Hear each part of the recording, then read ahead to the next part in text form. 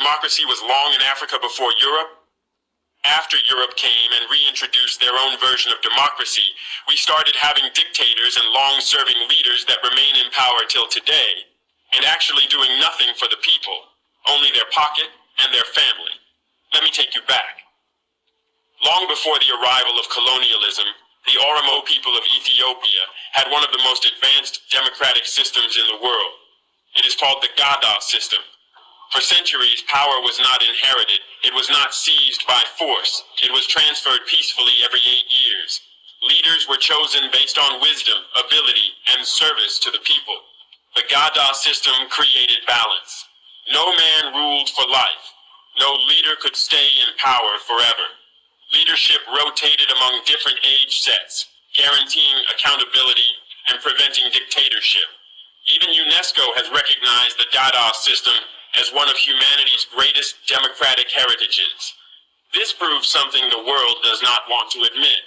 Africa had democracy long before Europe, but then came colonialism. When Europe occupied Africa, they destroyed indigenous governance systems and imposed their own structures.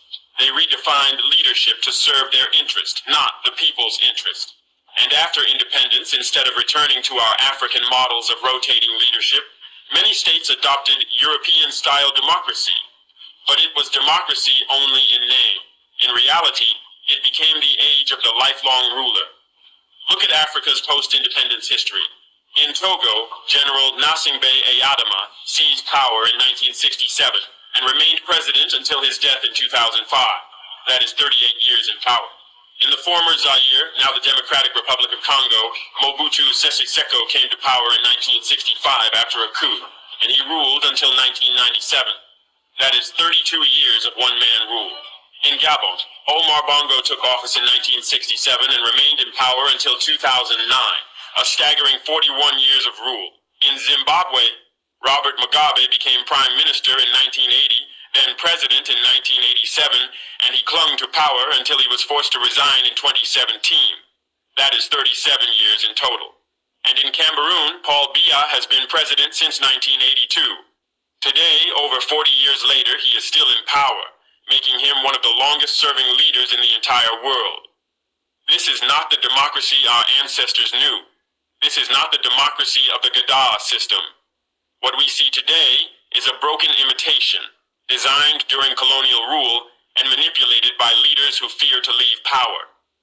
The tragedy is that what Africa once pioneered, true democracy with rotation, accountability, and community participation, was stolen, replaced, and corrupted.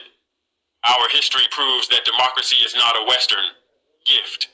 It was part of Africa long before Europe even defined the word.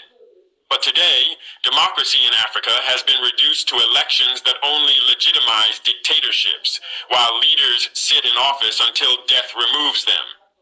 If we are to move forward, we must remember what the Gada system teaches. Leadership is service, not ownership. No one should rule forever. No one should cling to power until the grave. Africa had democracy before the West, and until we return to our own wisdom, we will continue to suffer under the weight of dictators who were never part of our original story.